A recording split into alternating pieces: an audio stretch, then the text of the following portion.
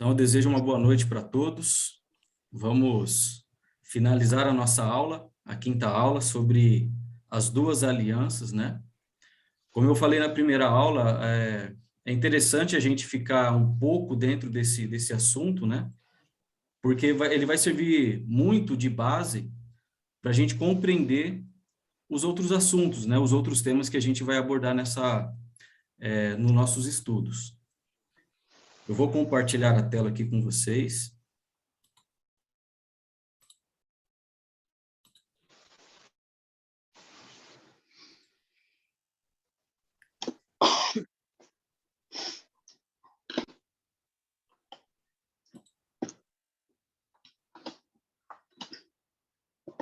Ok? Todos vendo aí? Sim. Ok. Aqui foi onde nós paramos, né? Então, depois da aula, eu vou enviar o material, vou mandar também as perguntas para vocês estarem respondendo. Então, continuando o nosso assunto, né? Alguns mandamentos do Novo Testamento, eles são semelhantes aos do Novo Testamento, são semelhantes, né?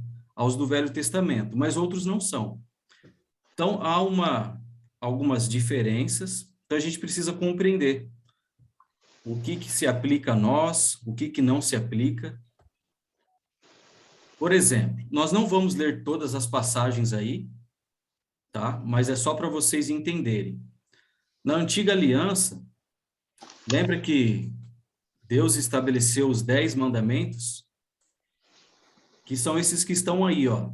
Nenhum outro Deus, nenhuma imagem de escultura, né? Nenhum ídolo, não tomar o nome do Senhor em vão, lembrar-se do dia de sábado, honrar o pai e a mãe, não matar, não cometer adultério, não roubar, não dar falso testemunho e não cobiçar. Esse é basicamente aí os 10 mandamentos, né? E no Novo Testamento, nós temos esses 10 mandamentos? De certa forma nós temos, mas somente um nós não encontramos no Novo Testamento. Qual é esse mandamento? Que nós não encontramos no Novo Testamento. É o quarto, né? O quarto mandamento, que é o dia do sábado. Nós não temos nenhuma passagem bíblica, por isso que está tudo em preto aí, ó, escuro, porque nós não encontramos esse mandamento no Novo Testamento. Jesus em nenhum momento vai mencionar sobre o guardar o sábado. Muito pelo contrário, né? Jesus, ele curava, Jesus trabalhava no sábado. Enquanto os mestres da lei, os fariseus, eles criticavam Jesus por estar fazendo aqueles serviços no sábado, né? E Jesus vai falar, eu sou o Senhor do sábado. Então, é o único mandamento que nós não encontramos. Lembrando que, no Velho Testamento, que foi dado ao povo de Israel, nós encontramos mais de 600 leis. Então, esses 10 mandamentos, eles vão ser um resumo, vamos dizer assim, de todas aquelas leis. Muitos desses mandamentos, quando nós cumprimos, principalmente quando Jesus fala para amar o seu próximo como a ti mesmo, com certeza, quando você tem esse mandamento, cumprindo esse mandamento em Jesus, você vai evitar de cometer muitos erros, muitos pecados. Você não vai adulterar, você não vai cobiçar nada do seu próximo, porque você ama o seu próximo como você ama a si mesmo. Então, Jesus vai dar essa regra, né? Essa chave de ouro para nós. Mas só para a gente ver um exemplo, abram lá em Atos, capítulo 14.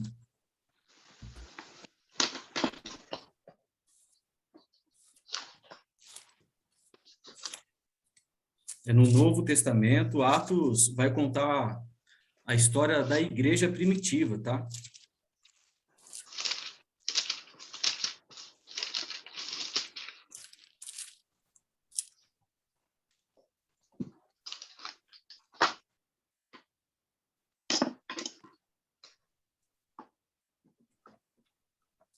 Alguém pode ler Atos capítulo 14, versículo 15 e também o 17.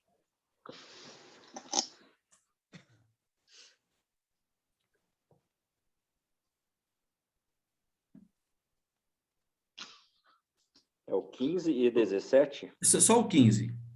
Só o 15? Só o 15. Tá.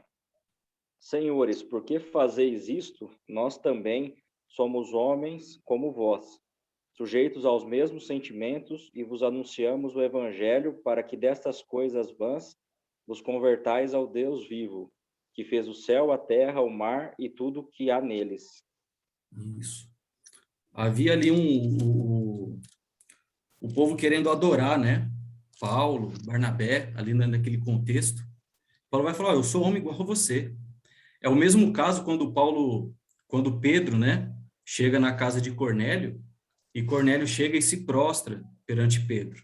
E Pedro vai falar, levanta, eu sou homem como você.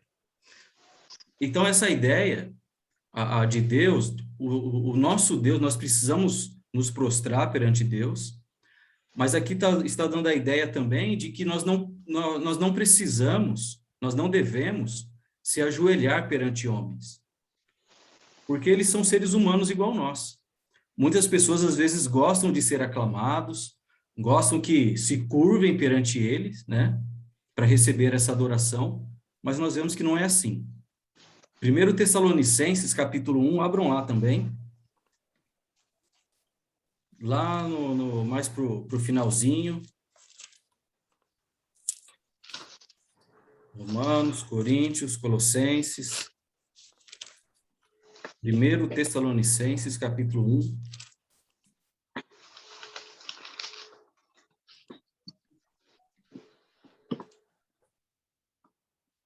E o versículo 9. Quem achou aí gostaria de ler? 1 Tessalonicenses, capítulo 1, versículo 9.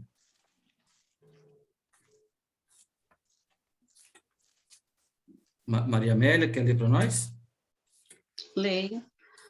Porque eles mesmos anunciam de nós qual a entrada que tivemos para convosco, e como dos ídolos vos converteis a Deus, para servir a Deus vivo e verdadeiro.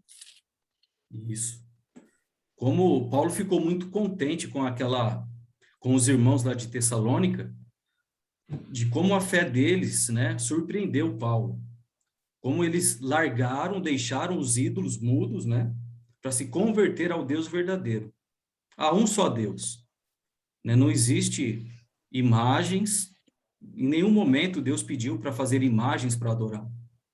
Em nenhum momento.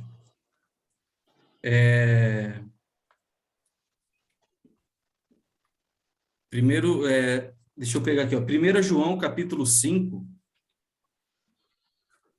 1 João, capítulo 5 também.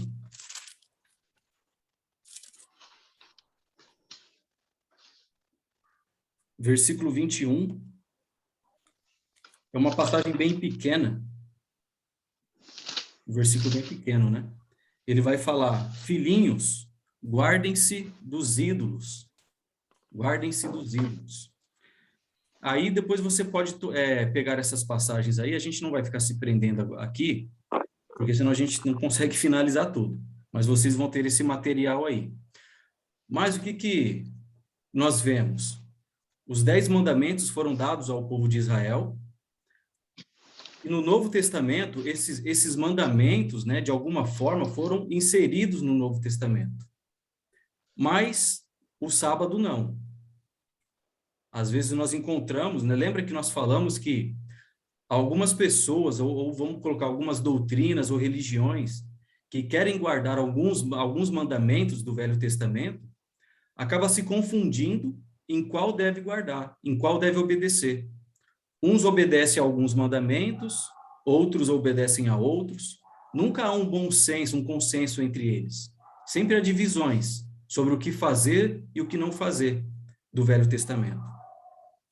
E o Novo Testamento não vai falar nada de sábado.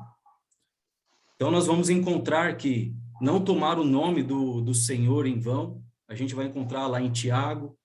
Honrar o pai e mãe, nós vamos encontrar lá em Efésios. Não matar, a gente sabe que não podemos matar ninguém, né? Romanos vai falar sobre isso daí. Não cometer adultério, nós temos lá 1 Coríntios capítulo 6, Romanos, enfim. Todos esses princípios nós vamos encontrar no Novo Testamento. Mas agora, por que que eu obedeço a esses... Vamos colocar, como nós estamos usando o exemplo dos 10 mandamentos aqui, dos 9, né, vamos dizer. Por que que eu obedeço esses 9 mandamentos? Por qual razão? Eu vou deixar bem mais claro a pergunta. Eu obedeço esses 9 mandamentos porque o Velho Testamento ensina ou porque o Novo Testamento está reafirmando? Porque a nova aliança, é isso? Porque a nova aliança está reafirmando isso, né? Não porque é o Velho Testamento, porque está escrito no Velho Testamento, mas porque Jesus, né, guiando os seus apóstolos, eles vão afirmar essas ordens para nós, ok? Então, os mandamentos que são repetidos no Novo Testamento, nós obedecemos, como eu falei, não porque estavam no Velho Testamento, mas porque estão no Novo Testamento. Estamos sob a nova aliança e não sob a velha aliança, incluindo-se esses 10 mandamentos, ok? As leis, elas são um tanto similares, né, e outro tanto diferentes. Vamos abrir lá em Hebreus, capítulo 8, Novo Testamento. Um pouquinho antes, se vocês estavam lá em 1 João, vai voltando um pouquinho, Tiago, Hebreus.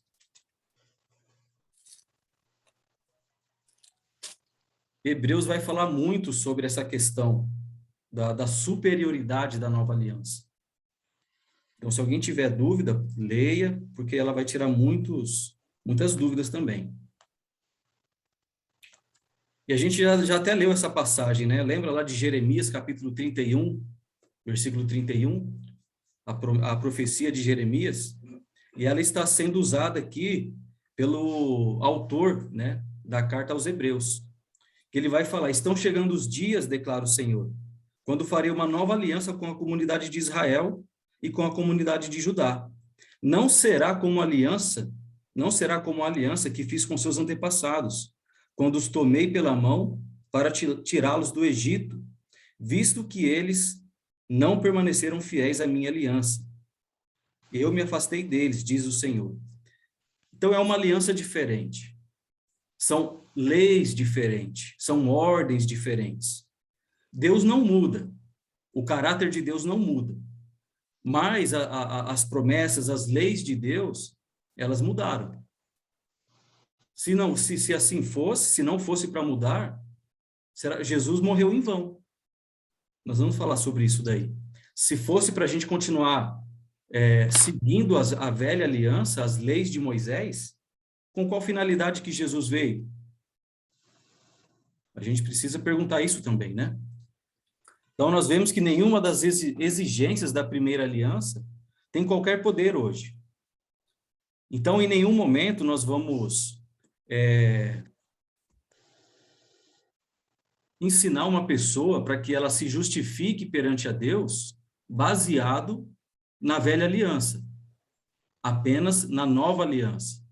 Nós vamos poder, a velha aliança ela não vai justificar ninguém.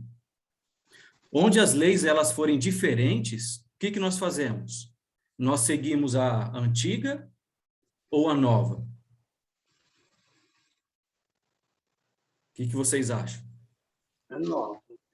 A nova, né? Exatamente. E onde as leis forem similares, forem parecidas, né? Como aqueles exemplos que nós falamos, nós vamos obedecer. Mas não porque a primeira lei dizia, mas porque a nova aliança está ordenando isso. Ok?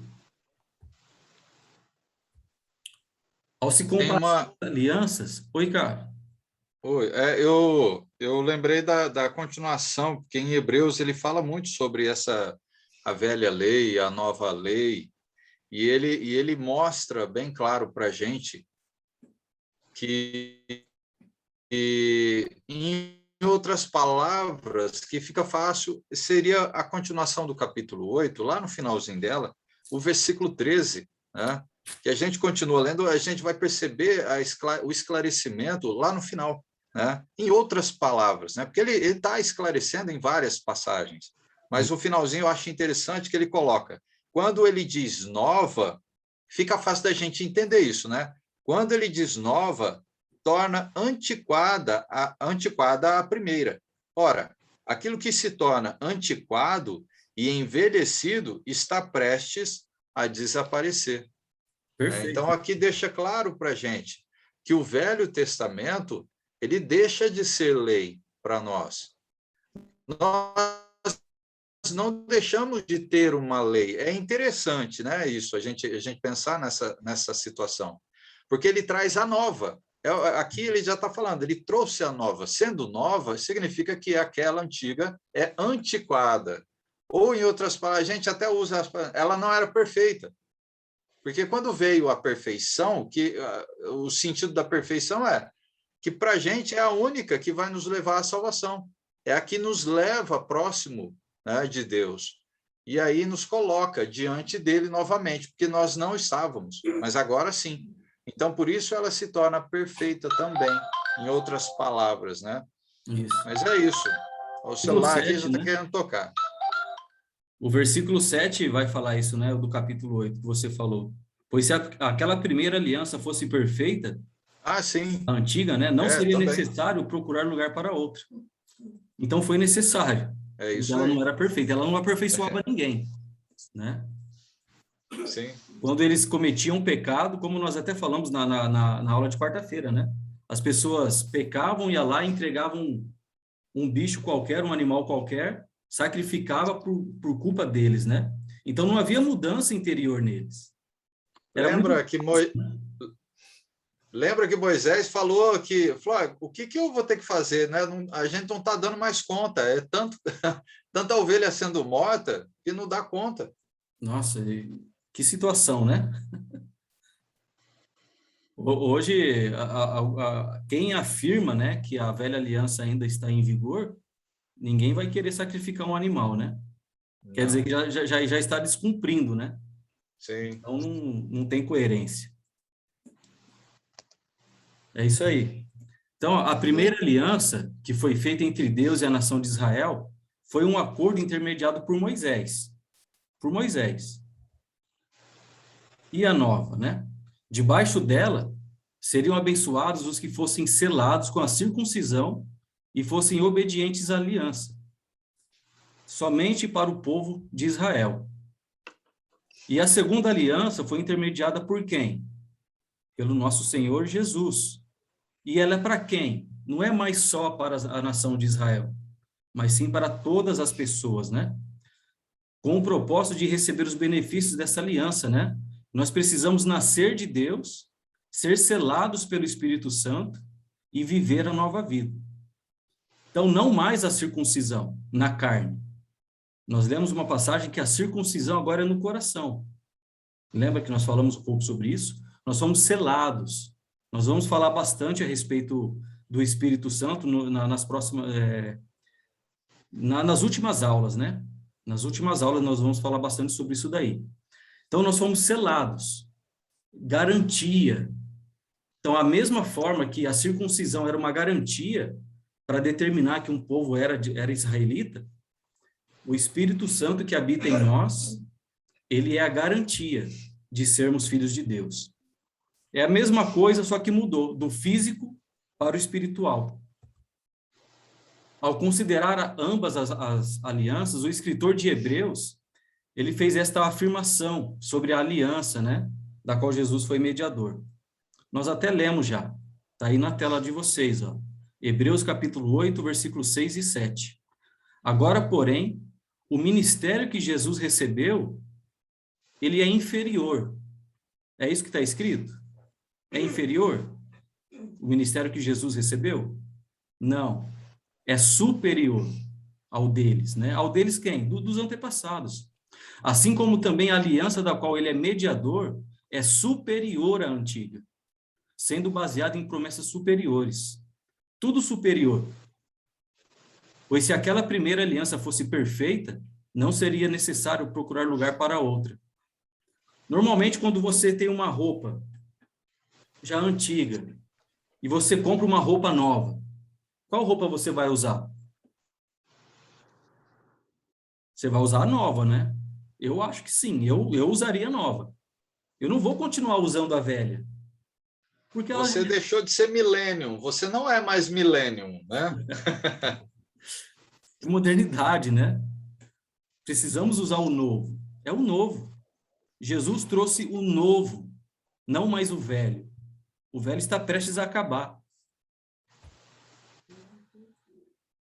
Somos novas criaturas agora em Jesus, né? Deus relacionou-se com pessoas diferentes, utilizando alianças diferentes. A aliança que ele deu a Israel por intermédio de Moisés, ela é inferior à aliança que ele nos tem dado por intermédio de Jesus. E na era cristã, nós temos uma aliança superior que está fundamentada em promessas superiores. E então, uma pergunta para cada um de vocês. Qual lei nós devemos seguir hoje em dia? A lei do Antigo Testamento ou a lei do Novo Testamento?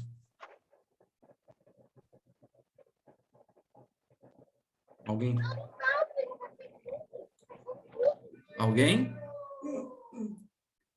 Alguém gostaria de responder? Deixa eu tentar. Nós estamos no tempo da graça, né? Sim. Então, nós vamos viver a lei do Velho Testamento. Nós vamos viver a graça do Novo Testamento, não é isso? Sim. Exatamente. Alguém mais concorda com a Maristela? Carlos, eu acho que alguém mandou mensagem aí. Você consegue ver a mensagem aí? Não, eu só dei bem-vindo à Débora, que entrou aí. Ah, tá. Tá ok. Todos concordam? Nós devemos seguir a lei de Jesus, a lei da graça? Sim. Sim, né? Eu acho que todos concordam também. Amém. Pelo menos a gente está no mesmo caminho aqui, até aqui. Vamos seguir nesse caminho aí. Deixa eu pegar aqui. A nova aliança é uma nova lei. Ó, vamos abrir lá em Romanos. Já está escrito aí a passagem, mas você pode ler aí ou pode abrir. Eu vou pedir para alguém ler. Quem gostaria de ler aí que não leu ainda? Romanos capítulo 7. Vamos treinar a procurar as passagens aí. Eu leio.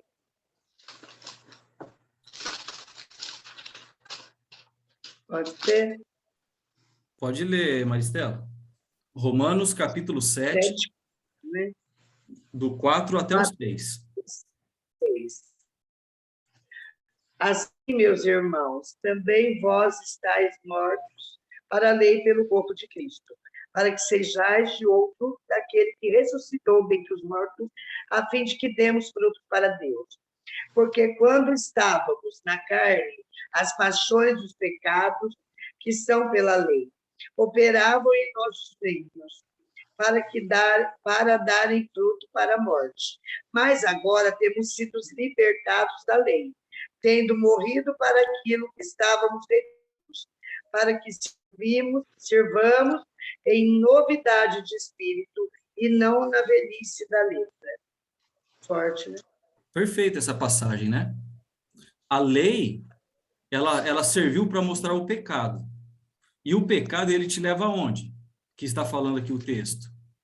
A morte. Para a morte. Para a morte. E agora, nós fomos libertados dessa lei, né? Dessa lei que nos levava à morte, né? Por conta do pecado. E agora? Jesus nos liberta e nos concede vida. Há sempre essa diferença. Velho Testamento, às vezes o Carlos já comentou também, sempre falando morte, morte, morte, morte. Se você for pegar a genealogia de Jesus, lá nos evangelhos, você vai ver muito gerou, gerou, gerou. Gerou é o quê? É vida. Enquanto no Antigo Testamento, fulano nasceu tal e morreu. Nasceu tal e morreu. Nasceu tal e morreu. Agora em Jesus gerou, gerou, gerou, gerou. É sempre vida. Sempre vida. Olha a diferença das duas alianças. Em novidade de espírito e não na caducidade da letra. Está caduco. Sabe? A gente corre o risco, né, de chegar a certa idade e ficar meio caduco, meio gagá, né? Então, não tem mais utilidade assim, né? Essa questão da... Não estou falando da pessoa, tá? Eu estou falando aqui da lei. Já caducou, não serve mais. Nós temos a graça agora.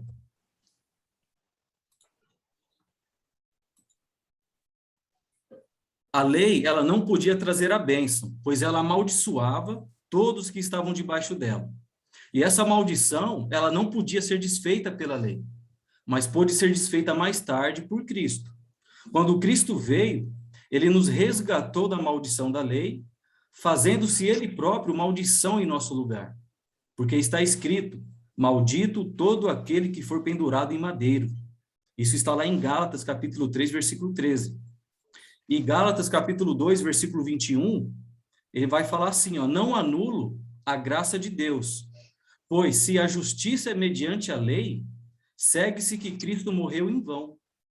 Lembra que eu falei? Se nós buscamos justiça pela lei, pela velha aliança, nós estamos falando que Jesus Cristo morreu em vão. Quando eu busco me basear, me justificar nas práticas da velha aliança, eu estou falando, Cristo não fez nada. Cristo veio em vão. Eu não quero ouvir Cristo. Eu quero ouvir Moisés. Essa é a ideia. Vocês já viram a passagem da transfiguração de Jesus? Alguém já leu? Eu vou pedir para vocês abrirem lá em Lucas, capítulo 9. Lucas, capítulo 9.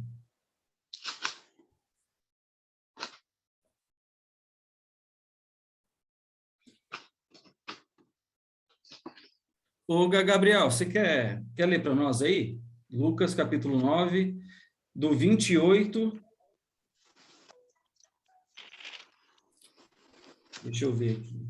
O bom é ler todo o contexto, do 28 até o 36. 28 ao 36, tá, vou Isso. ler aqui. Lucas, capítulo 9, 28 ao 36. Certo.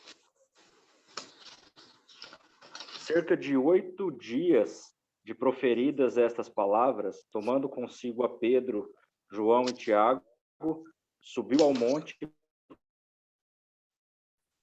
o propósito de orar. E aconteceu que, enquanto ele orava, a aparência do seu rosto se transfigurou, e suas vestes resplandeceram de brancura. Eis que 2 varões falavam com ele, Moisés e Elias, os quais apareceram em glória e falavam da sua partida, que ele estava para cumprir em Jerusalém. Pedro e seus companheiros achavam-se premidos de sono, mas, conservando-se acordados, viram a sua glória e os 2 varões que com ele estavam. Ao se retirarem estes de Jesus, disse-lhe Pedro, Mestre, bom é estarmos aqui. Então façamos 3 tendas. Uma será tua, outra de Moisés e outra de Elias, não sabendo, porém, o que dizia. Enquanto assim falava, veio uma nuvem e os envolveu, e encheram-se de medo ao entrarem na nuvem.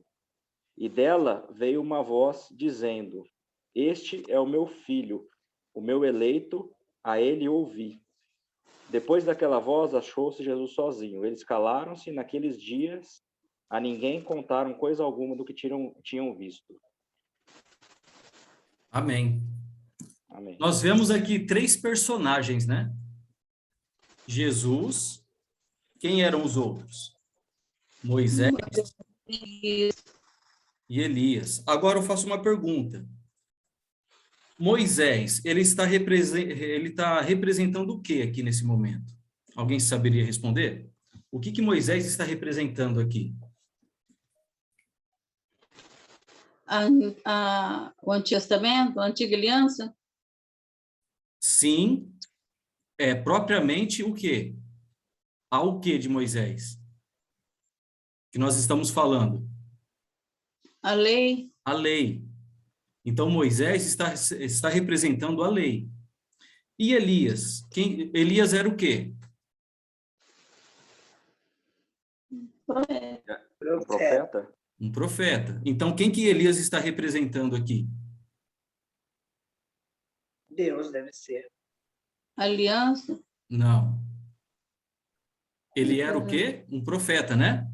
Representando os profetas? Representando os profetas. Então, nós vemos Moisés representando a lei, nós vemos Elias representando os profetas, e Jesus representando o quê? A graça, não é? E agora, desses três, Deus vem uma voz, e o que essa voz diz? Ouçam Elias, ouçam Moisés, ou ouçam Jesus? Jesus, meu O filho. meu filho. Ouça o meu filho. Olha que interessante, né? E eles sumiram. E quem permaneceu ali? Só Jesus. Jesus. Só Jesus. Então, olha como que várias passagens vai nos levar a essa conclusão. Quem eu devo ouvir? Eu devo ouvir os profetas? Eu devo ouvir a lei? Ou eu devo ouvir Jesus? Abram lá em Hebreus, capítulo 1.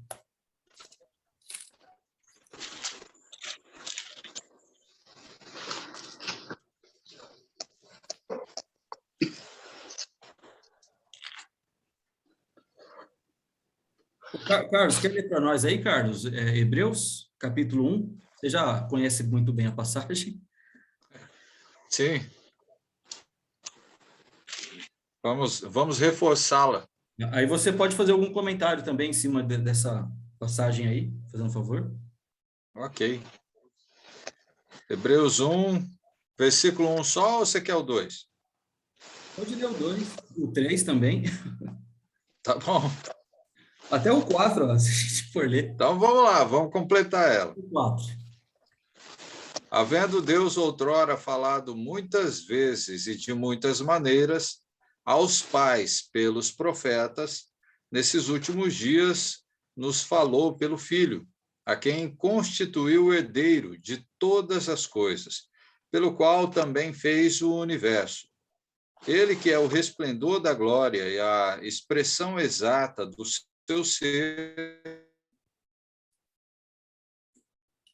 sustentando todas as coisas pela palavra do seu poder, a purificação dos pecados, assentou-se à direita da majestade nas alturas, tendo-se tornado tão superior aos anjos, quanto herdou mais excelente nome do que eles. Como a Mari fala, é uma mensagem esclarecedora, superior, né? que ela mexe com a gente quando a gente tem o coração totalmente voltado para a Escritura, né? E ela revela muita coisa para a gente aqui. Aqui já deixa claro, né, logo no começo, que Deus falando aqui que, olha, Deus outrora, falando muitas vezes, de muitas maneiras, aos pais pelos profetas, nos últimos dias fez o quê? Falou pelo Filho. E aí? Até então, antes de Jesus, Deus falava com quem? Com os pais. Lembra os patriarcas? Né? Antes dos profetas, nós tínhamos os patriarcas. E aí depois veio os profetas. Aí Deus falando, né, de várias vezes, de muitas maneiras, aos profetas também. Só que, por fim, quando Jesus vem, ele fala pela última vez com o Filho. Ele passa toda a instrução ao Filho. E é ele quem vai nos instruir. É ele quem representa o próprio Pai para a gente. Né? Então, aqui, como ele deixou lá no final também, diante de tudo isso que a gente está vendo, que Deus então envia o seu Filho, né, por ele entregar tudo o que é necessário para nós e não ser entregue para outra pessoa, mas totalmente, como ele fala, tudo foi entregue para Jesus. E aí, no final, ele fala, o que acontece com Jesus? Jesus se torna superior a tudo, ele é superior a tudo. Então, a lei de Moisés não é superior a Jesus, porque o que Jesus traz é superior ao que Moisés recebeu de Deus. Porque agora, por fim, então Deus, nos últimos tempos, né, fala por Jesus. E sendo assim, os últimos tempos significa que agora Deus não fala mais. Por último, ele falou com o Filho. E agora a gente só fica com o Filho. Se alguém falar, olha, Deus falou comigo, rejeita. Porque, por último, Deus falou com o Filho. Não foi mais com o ser humano. Não foi. Antes de Jesus, foram com os profetas. E até mesmo antes foi com os patriarcas. Mas agora, nós temos tudo revelado, porque o próprio Cristo fez isso para nós. Ele revelou tudo o que o próprio Pai queria. Que a gente até tem outra passagem, né, Regis, que fala sobre os segredos de Deus foram revelados. E agora você precisa de alguma coisa mais para a sua vida? Será que tem mais algum segredo que Deus deixou guardado? Né? Para daqui mais 100 anos, 200, 300?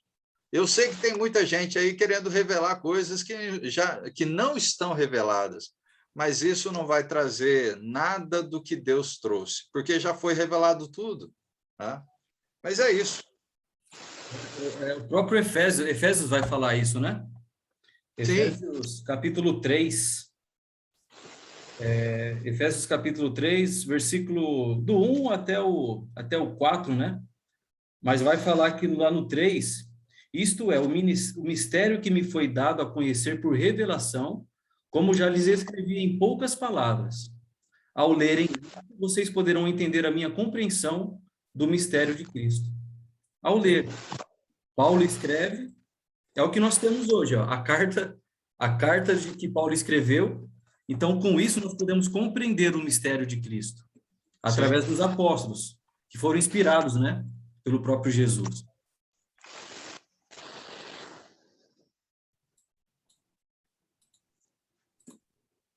Então, nós não estamos sem lei. Nós temos uma lei, sim, mas não é mais a lei do Antigo Testamento. É a lei em Jesus.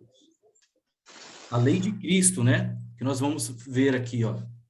O contraste entre a velha e a nova aliança está na natureza das leis, não na existência ou não de uma lei. Então, a primeira era um sistema de regras para serem observadas por indivíduos cujos corações não haviam sido transformados. Então, o coração daquelas pessoas do Antigo Testamento não havia transformação. Por quê? Não é fácil hoje colocar a culpa em outra pessoa. Você comete o erro, você vai lá e fala, é culpa da pessoa. O que Adão e Eva fez quando eles pecaram? Tentou culpar a Deus. Senhor, foi a mulher que o Senhor me deu. Olha lá, querendo passar a responsabilidade para Deus. Foi a mulher que o Senhor me deu, que me fez pecar. Não foi Deus, foi vocês que pecaram. Então, era muito comum o erro do povo de Israel, eles jogar a culpa em outra pessoa. E era em quem? Era num simples animal. Quantos animais foram mortos na época? Muitos. Agora, imagina se fosse esse método hoje. Não tinha nenhum bicho no mundo. Não tinha. É verdade. Imagina, né? O nosso cachorrinho de estimação, nosso bichinho de estimação, imagina. E olha que interessante, quando eles, principalmente quando eles foram sair do Egito, eles pegaram o cordeiro e eles precisaram ficar semanas com ele. Agora, imagina o amor que eles pegavam naqueles animais. E eles precisavam pegar na cabeça do animal e passar a faca no pescoço. Olha que tristeza. Alguém teria coragem de fazer isso hoje? Eu não. Eu, Graças a Deus, porque os nossos pecados hoje foram colocados em quem? Em Jesus. Jesus. Jesus carregou os nossos pecados, uma vez por todas, e desobrigando nós a cumprir as leis do Velho Testamento. Nós não temos mais essa obrigação. A lei de Deus não era necessariamente inscrita em seus corações, não era. O acesso à nova aliança exige mais do que seguir um código escrito que controla os aspectos físicos das vidas das pessoas. Nós temos agora um código escrito aonde? Em nossos corações, para provocar uma mudança de vida. A lei de Jesus, como foi até falado na quarta-feira, né, Carlos? Ela vai muito além. Ela é muito superior, ela vai além do que a lei de Moisés. Jesus Cristo tem uma lei. E Paulo escreveu a respeito do cumprimento da lei de Cristo. Gálatas capítulo 6, versículo 2. Vamos abrir lá. Isso me faz lembrar, sabe, uma frase que agora foi Paulo falou, né? Nós somos mais do que vencedores. É interessante você usar essa frase porque você sabe o que significa ser vencedor? Significa que você conquistou aquilo. E aí, depois que você conquista, o que acontece? Chegou o fim, não é? Chegou o fim. E aí, mais que vencedor? Qual é a ideia de ser mais que vencedor? Por isso que fala que a palavra de Cristo é superior a tudo. A tudo. Ele está falando que nós somos muito mais que isso. A nossa vitória, ela é eterna. Ela não tem um fim, que é onde você conquista e acaba, né? É esse o sentido que Deus traz para nós. Exato. Amém. Gálatas capítulo 6, versículo 2, vai falar sobre a lei de Cristo. Gálatas capítulo 6, versículo 2, vai falar assim: levem os fardos pesados uns dos outros, e assim cumpram a lei de Cristo. Qual que é a lei de Cristo? Carreguem os fardos uns dos outros. A gente vai ver aqui que a lei, ela apenas falava, não faça isso, não faça o mal. Mas a lei de Jesus vai além. Não faça o mal, e pelo contrário, faça o bem para a pessoa. Não se limita apenas em não fazer o mal, mas ela vai muito além, em você fazer o bem às pessoas. Olha a superioridade. Lá em 1 Coríntios, capítulo 9, versículo 21, vai falar sobre a lei de Cristo também. Paulo também escreveu, porque a lei do Espírito da vida, em Cristo Jesus, te livrou da lei do pecado e da morte. Olha que interessante a passagem de Paulo, né? De Romanos. A lei de Cristo é uma lei de fé e uma lei de Espírito. E ela também é chamada de a lei de Deus. Romanos, capítulo 7, 22, 1 Coríntios 9, 21, vai falar sobre a lei de Deus também. Mas associando a lei de Jesus.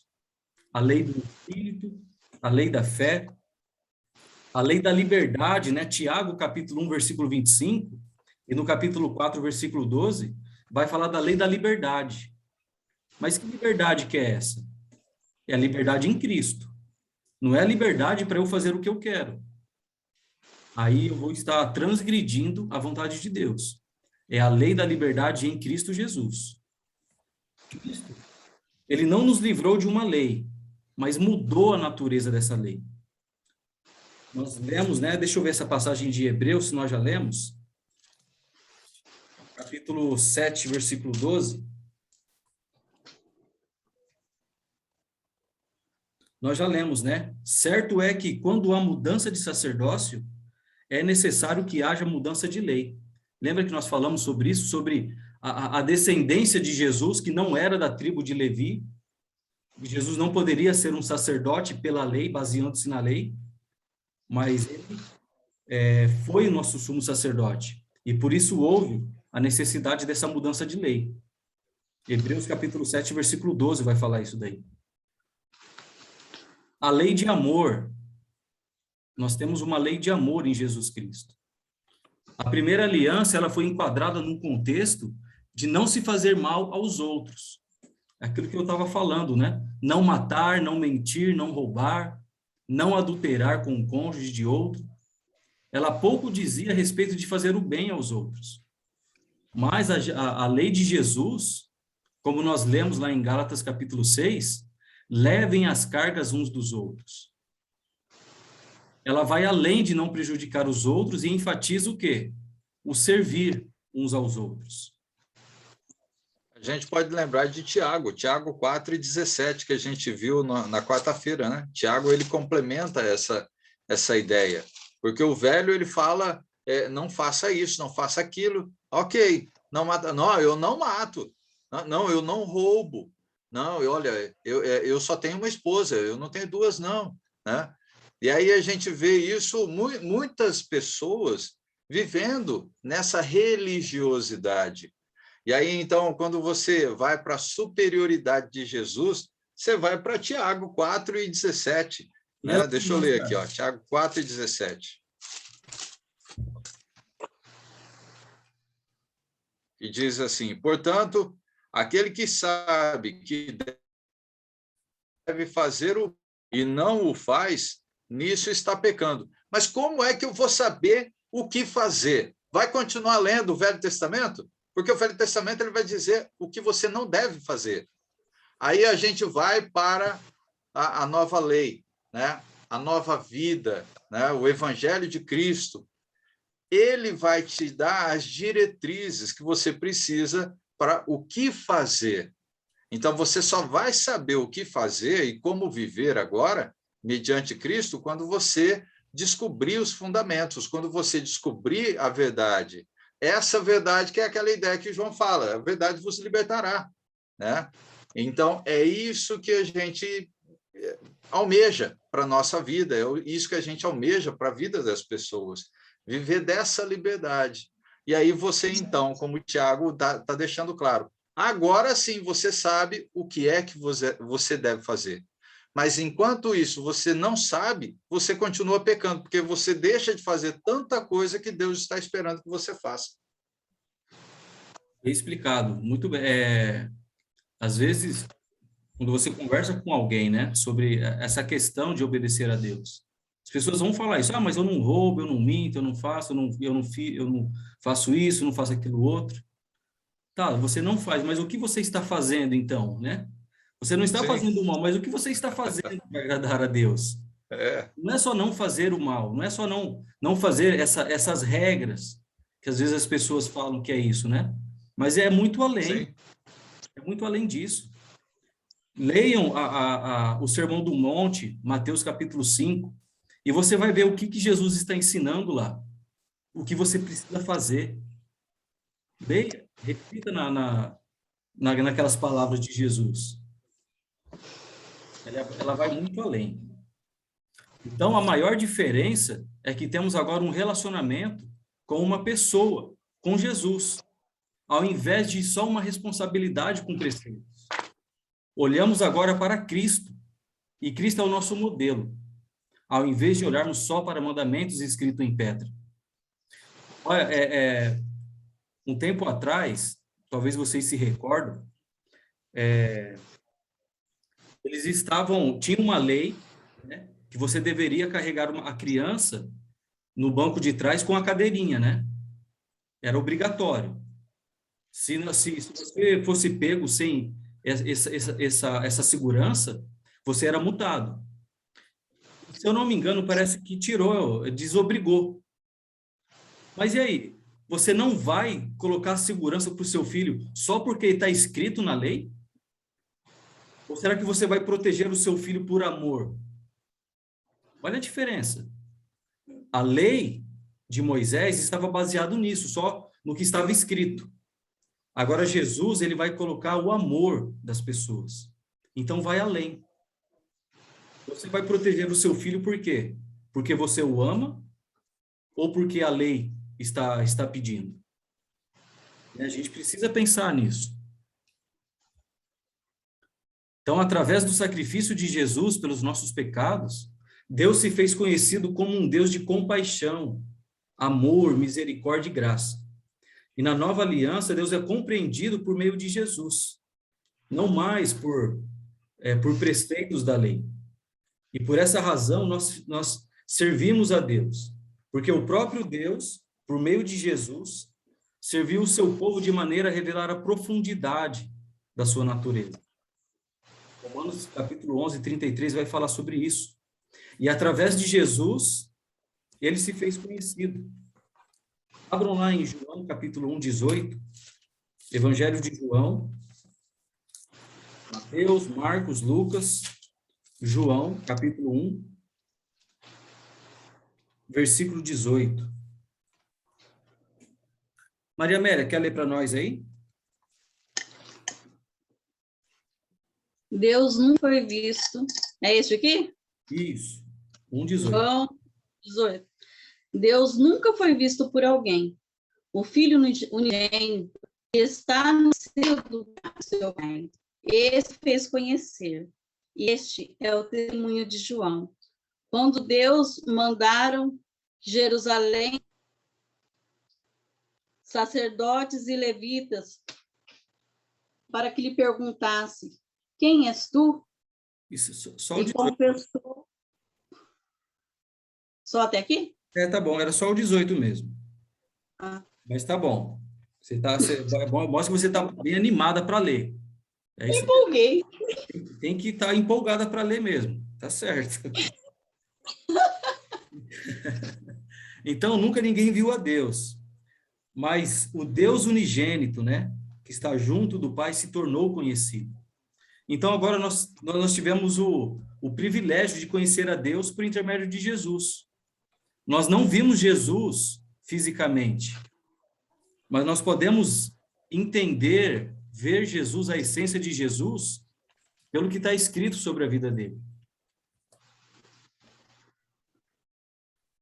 Uma novidade em espírito. Outra grande diferença entre a lei de Moisés e a lei de Cristo é o estímulo que nos leva à santidade. Nós servimos em novidade de espírito e não na caducidade da letra. Por que nós servimos a Deus? É por amor a Jesus Cristo. E não apenas por regras. Lembre-se sempre que obrigação, fazer algo por obrigação, não é amor. A gente até vai ver, quando Paulo vai escrever aos Coríntios, a gente vai ver nessa passagem mais para frente, quando Paulo vai escrever aos Coríntios, eu acho que no capítulo 8, sobre uma ajuda, né, que Paulo estava planejando ali, vai falar para eles fazerem por amor, não era um mandamento, não era uma obrigação, mas eles queriam verificar a sinceridade do coração deles. Então é o amor, não mais obrigação. Uma mãe, ela pode mandar o seu pequeno filho pentear os cabelos, escovar os dentes, tomar banho e preocupar-se com a sua aparência sem obter resultados satisfatórios. E esse mesmo menino, ele cuidará de sua aparência sem hesitar quando ele estiver maior e se apaixonar por uma moça. Quem já passou por isso, né? Às vezes, quando não tinha ninguém, ia dormir com os pés sujos, dormia sem escovar os dentes, mas aí conhece a sua pretendente, aí você quer arrumar o cabelo, né? Você quer se vestir melhor, vai escovar os dentes, vai andar com um chicletinho no bolso, né? Por quê? Porque você vai fazer o melhor, porque você ama. Então, nós fazemos o melhor para Deus quando nós, de fato, amamos a Deus. Quando nós amamos a palavra de Deus. Quando nós obedecemos de coração as palavras de Deus. Aí sim eu vou estar fazendo por amor. E não mais por obrigação. Porque eu sei dos resultados disso. Quando eu sirvo a Deus em amor, eu sei qual vai ser o resultado. Eu sei o que Jesus prometeu para nós, que é a esperança da vida eterna.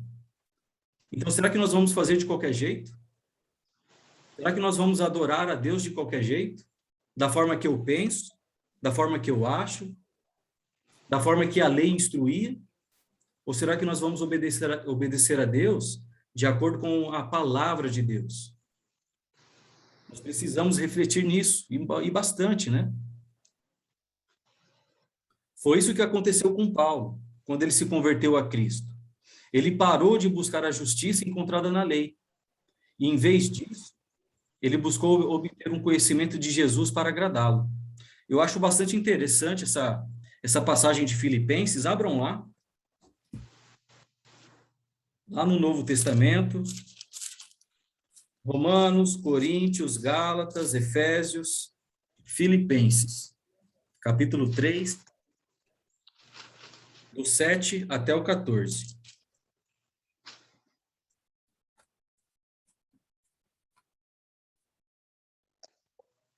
Eu vou ler aqui para vocês, tá? Vocês acompanham aí. Filipenses, capítulo 3, versículo 7 até o 14. Mas o que para mim era lucro, isso é Paulo falando, ok? Mas o que para mim era lucro, passei a considerar como perda por causa de Cristo. Mais do que isso, considero tudo como perda, comparado com a suprema grandeza do conhecimento de Cristo Jesus, meu Senhor. Por quem perdi todas as coisas, eu as considero como esterco para poder ganhar a Cristo e ser encontrado nele, não tendo a minha própria justiça que procede da lei, mas a que vem mediante a fé em Cristo, a justiça que procede de Deus e se baseia na fé. Eu quero conhecer Cristo, o poder da sua ressurreição e a participação em seus sofrimentos, tornando-me como ele em sua morte, para de alguma forma alcançar a ressurreição dentre os mortos. Não que eu já tenha obtido tudo isso ou tenha sido aperfeiçoado, mas prossigo para alcançá-lo, pois para mim também fui alcançado. Aliás, pois para isso também fui alcançado por Cristo Jesus. Irmãos, não penso que eu mesmo já o tenha alcançado, mas uma coisa faço, esquecendo-me das coisas que ficaram para trás e avançando para as que estão adiante, prossigo para o alvo, a fim de ganhar o prêmio do chamado celestial de Deus em Cristo Jesus. Paulo considerou como esterco. E sobre o que Paulo está falando aqui? Se você ler o contexto lá do versículo 1, Paulo está falando sobre a lei, sobre pessoas que estavam introduzindo e tentando colocar a lei, o fardo da lei sobre a igreja. E Paulo vai falar, ele era um verdadeiro judeu. E ele vai falar, ele poderia muito bem se gabar daquilo, mas ele considera tudo como esterco para poder ganhar a Cristo. Do que vale a lei? A gente precisa pensar, né? Uma novidade de espírito. E essa transformação, ela só acontece quando nós somos batizados. Essa nova aliança, né? Nós só fazemos parte dessa nova aliança, dessa nova lei, quando nós somos batizados. Olha o que Paulo fala lá em Romanos, capítulo 6, 4 ao 6. Está escrito aí. Fomos, pois, sepultados com ele na morte pelo batismo, para que, como Cristo foi ressuscitado dentre os mortos pela glória do Pai, assim também andemos nós em novidade de vida. Porque se fomos unidos com ele na semelhança da sua morte, certamente o seremos também na semelhança da sua ressurreição. Sabendo isto, que foi crucificado com ele o nosso velho homem, para que o corpo do pecado seja destruído, e não sirvamos o pecado como escravos. Fomos sepultados com ele na morte pelo batismo. Então, qual é a ideia do batismo? É a semelhança da morte. Jesus morreu, mas ele ressuscitou. E nós, da mesma forma, nós morremos, fomos submersos na água e ressurgimos em novidade de vida. Como algumas passagens dizem, eu acho que é Gálatas, fala que nós somos revestidos de Cristo. Nós temos agora a roupa de Cristo em nós. Olha que maravilha. E qual era o objetivo, né? Qual é o objetivo? O objetivo do cristão é crescer em Cristo em todos os aspectos da vida. É dessa maneira que a nova aliança difere da velha. O seu objetivo não é simplesmente que guardemos os mandamentos, mas também que imitemos a Cristo. Filipenses capítulo 2, versículo 5 vai falar isso daí.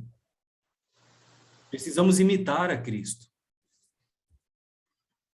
A lei de Cristo, como uma nova lei, ela exige um novo tipo de serviço padronizado pela vida de Jesus. Por causa do nosso amor a Jesus e do nosso relacionamento com Ele, temos o desejo de agradá-lo. Não temos de obedecer só por causa das exigências de uma lei, mas porque nossos corações transformados, eles querem servir a Jesus, seguindo o exemplo de Jesus. Somos chamados para servir em novidade de espírito e não na caducidade da letra. E aí, o que eu faço com o Antigo Testamento, então? De que forma eu posso usar o Antigo Testamento? Uma vez eu falando com uma pessoa, a pessoa falou assim para mim, então eu posso rasgar o Antigo Testamento? Ele ignorou. Não, eu falei, você não vai rasgar o Antigo Testamento. De maneira que a lei nos serviu de aio. Lembra a primeira passagem que nós lemos na segunda-feira passada? A lei, ela nos serviu de aio, de tutor, né, para nos conduzir a Cristo, a fim de que fôssemos justificados por fé. A importância da raiz principal para uma árvore, né, é a importância do Antigo Testamento para o cristianismo. Alguém já viu uma árvore sem raiz? Sem um fundamento? Não existe, né? A nossa casa, ela tem um fundamento. Então, Jesus e todos os escritores do Novo Testamento, eles fizeram uso do Antigo Testamento. Então, vejamos pelo menos 6 maneiras pelas quais todo cristão bem instruído deve usar o Antigo Testamento hoje. Na verdade, são 5, tá? Faltou mudar ali. Investigar as origens. Lembra que nós fizemos uma visão global da Bíblia, olhando toda a genealogia até chegar em Jesus? Então, você quer saber de onde veio Jesus? O Velho Testamento, ele vai te orientar. Investigar as origens. Comprovar a divindade de Jesus. Várias profecias do Antigo Testamento falando sobre Jesus, né?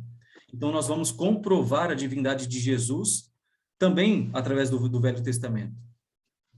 Nós vamos entender símbolos.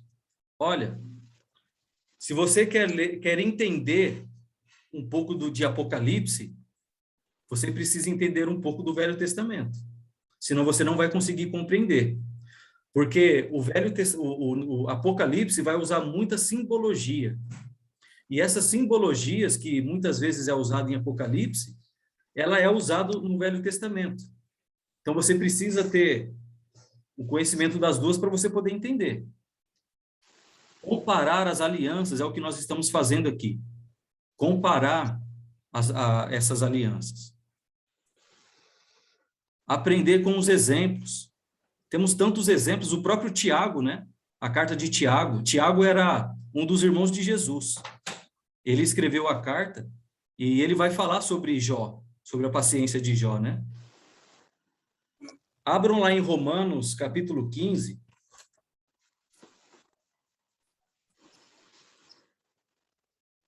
Quem poderia ler para nós? Romanos, capítulo 15, versículo 4.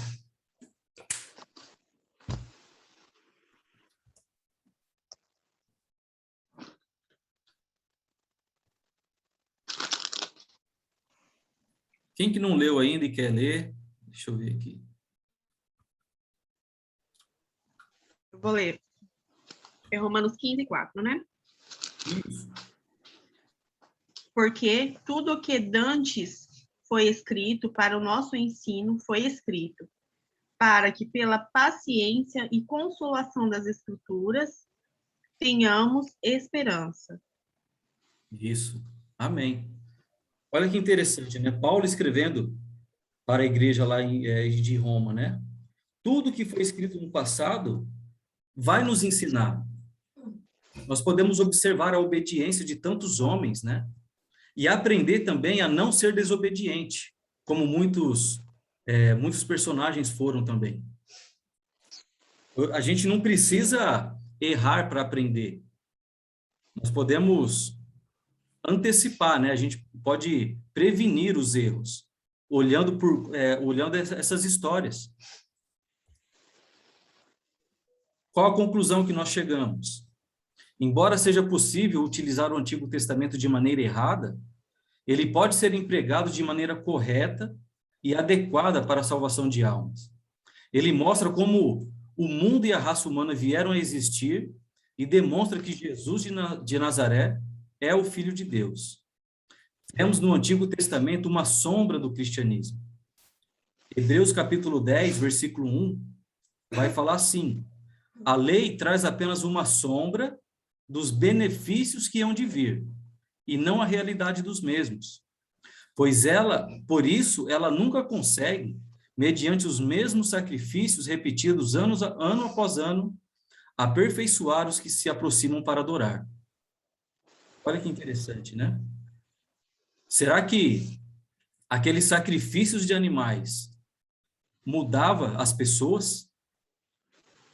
Era muito fácil, né? Eu cometer um erro, eu vou lá e entrego um pardalzinho, entrego lá um carneiro para sacrificar.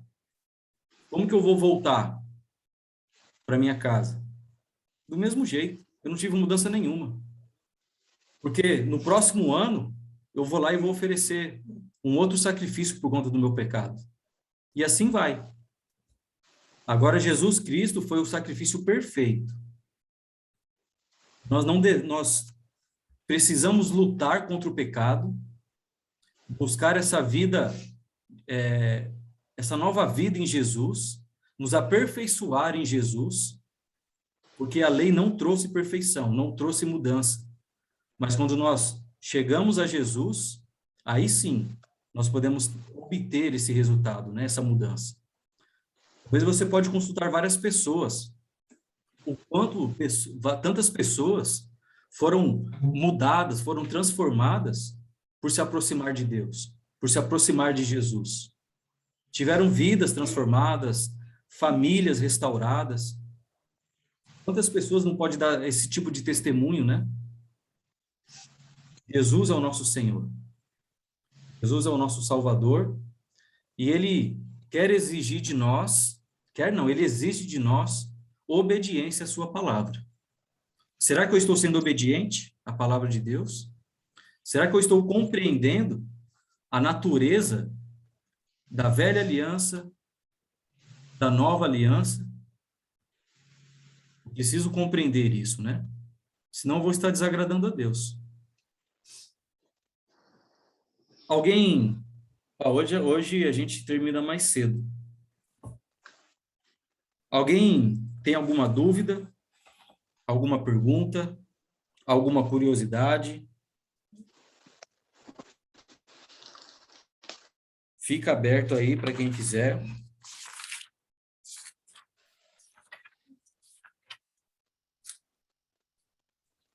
Alguém? Maria Amélia, tranquilo? Tranquilo. Gabriel, Josiane, a Mila. Tranquilo. A Só não sei porque ainda existe a igreja do sétimo dia.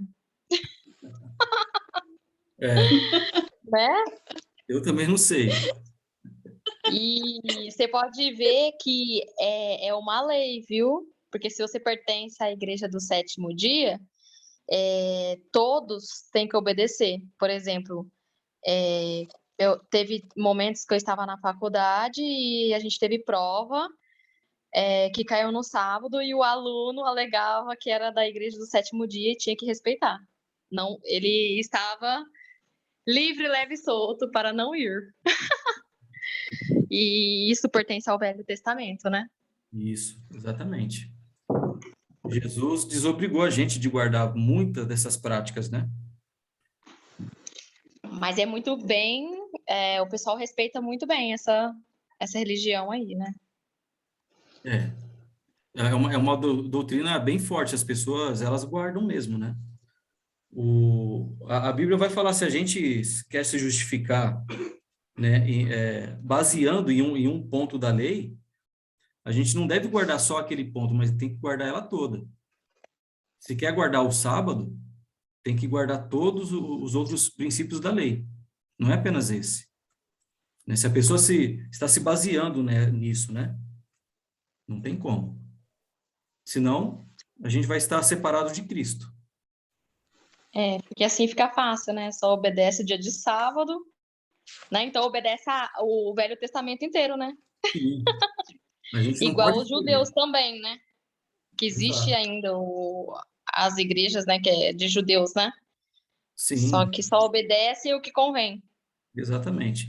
O grande perigo hoje, que eu vejo, que a gente tem visto, né, às vezes com experiências, com conversa com outros alunos, né, o que nós vemos hoje é uma mistura do Antigo Testamento sendo usado na igreja.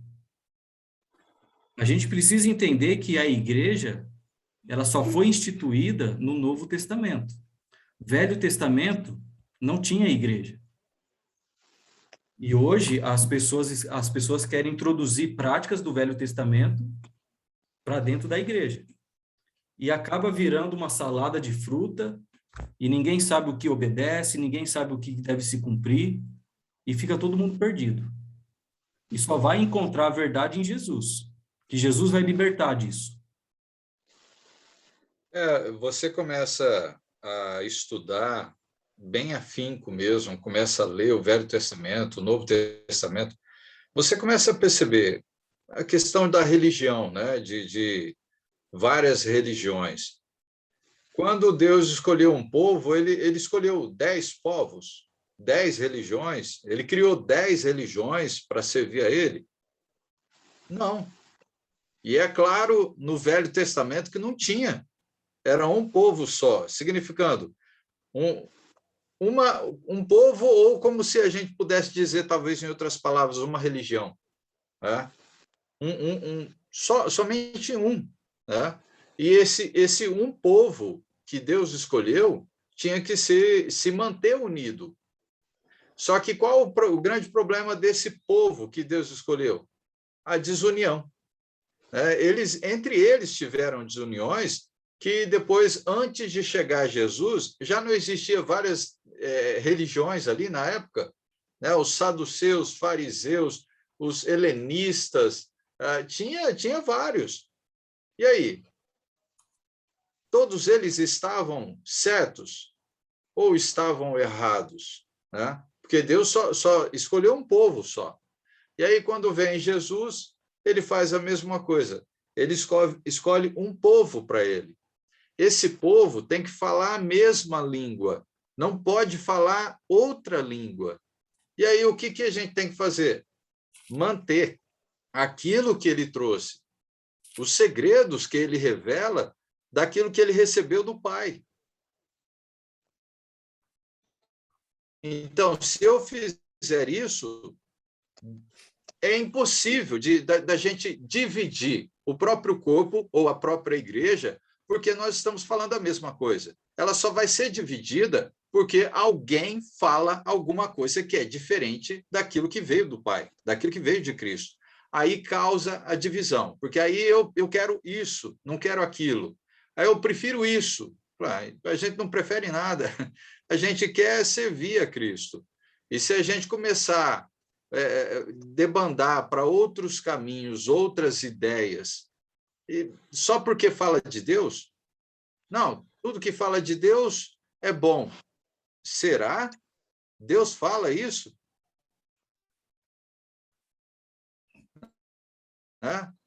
Tudo que fala de Deus é bom?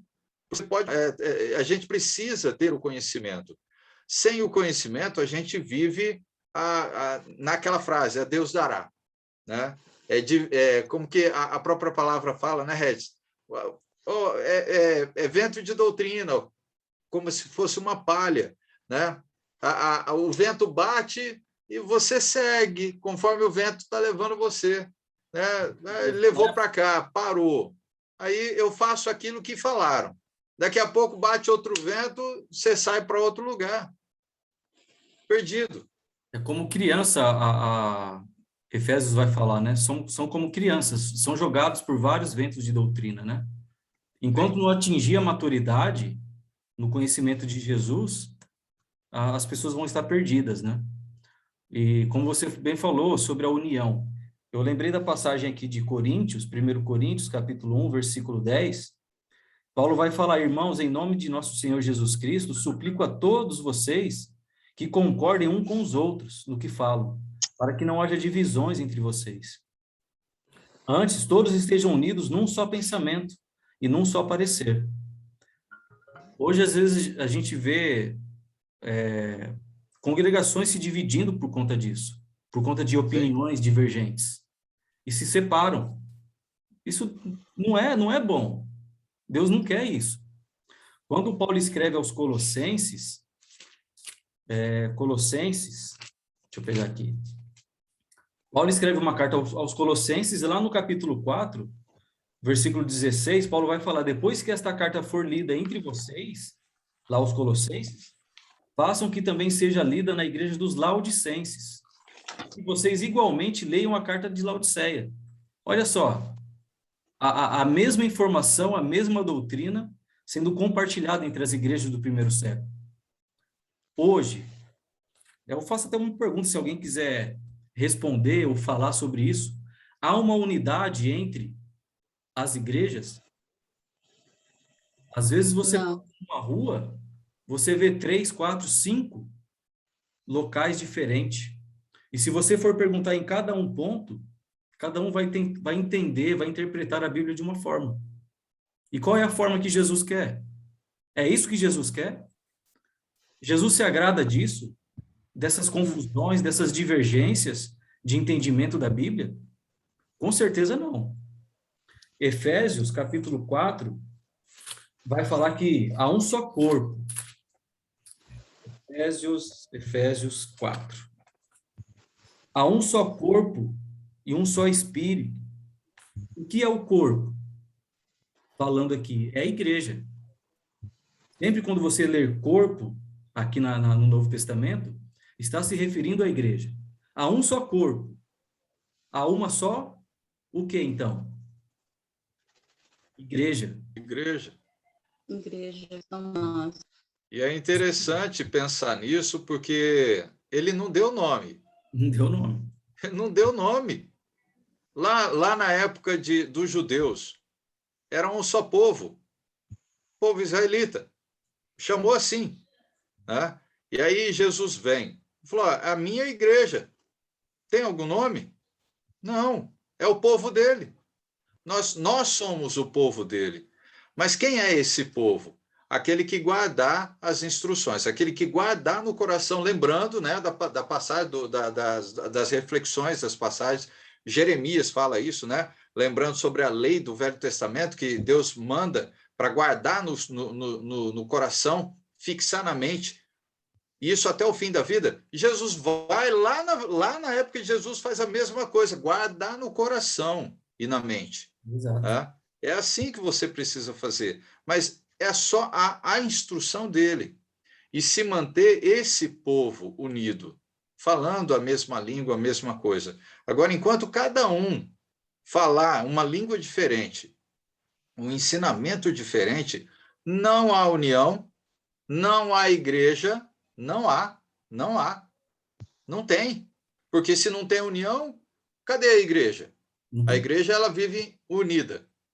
Né? Pode ter 10 congregações na mesma cidade. Todas elas devem viver unidas. Unidas, né, na questão do ensino e na questão pessoal, amando uns aos outros, se portando, lembrando da passagem, ajudando uns aos outros, servindo uns aos outros. Você pode estar em cada bairro, ter uma congregação ensinando a mesma doutrina, a mesma palavra, mas todas unidas, não brigando, não desunidas.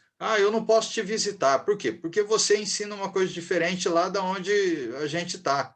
Não é assim. Deus não trouxe isso para nós com Cristo. Cristo veio e trouxe a igreja, simplesmente a igreja. Não deu nem nome. Né? É o grupo dele. Somos a igreja de quem? De Cristo. E isso vai lembrar, eu vou até pedir para alguém ler aí. Alguém lê, eu vou Acho que a Ana Paula está com o microfone aberto. Aí, ô Paula, você quer ler para nós Romanos capítulo 16? Na verdade, eu queria fazer uma pergunta. Ah, pode fazer então. Na verdade, eu queria tirar uma dúvida. Assim, considerando que hoje a gente tem muitas igrejas, várias igrejas, e de uma certa forma, elas ensinam de uma maneira errada, vamos dizer assim. Por exemplo, eu sou batizada, eu venho de um ministério, e lá se ensina a dizimar 10%. E aí eu comecei a fazer estudo bíblico presencial, e eu aprendi que, na verdade, o dízimo não é correto, porque ele faz parte do Velho Testamento, né? Que nós devemos ofertar, mas não dizimar 10%. No seu ponto, mesmo assim, de uma forma errada, elas, como que eu poderia dizer, estaria fora da salvação, elas, faz parte do corpo de Cristo? Ou é tudo errado? É uma pergunta interessante, talvez um pouco delicada de se falar, porque quando se trata de julgamento, a gente precisa sempre entender que o julgamento, ele pertence sempre a Deus, né? De forma alguma, nós podemos exercer um julgamento, principalmente de condenação, né? Eles precisam aprender a prática, a doutrina de Cristo. Se eles não estão seguindo a doutrina de Cristo, Deus vai julgar. O que nós podemos fazer é o quê? É tentar abrir os olhos e tentar, não é assim, Jesus ensinou dessa forma, sempre com aquele espírito de mansidão, de amor, de cuidado. Se a pessoa não quer ouvir, aí é Deus quem vai julgar. A gente precisa entender bastante isso daí. A gente nunca pode exercer essa questão de um julgamento condenatório, se a igreja vai ser salva, não vai. Eu tenho que, primeiramente, ter certeza da minha salvação. Eu preciso ter, primeiramente, certeza que eu estou no corpo de Cristo, porque é esse corpo que Jesus vai buscar, e tentar ensinar outras pessoas. Se a pessoa entender o erro, né, aí... Paulo, o Carlos vai comentar, mas você quer ler essa passagem de Romanos? 16, Romanos 16, versículo 16. Aí o Carlos faz o comentário aí também. 16. Isso. É mais próprio. Saudai-vos uns aos outros com o santo ósculo. As igrejas de Cristo vos saudam. Isso. Olha, Paulo usou o nome aqui de igreja? Não, né? Não usou. Olha, interessante, todas as igrejas de quem? De Cristo. E as saudações. Então, a igreja tem um nome? Não, não tem. Mas a igreja tem um dono. E esse dono é Jesus Cristo.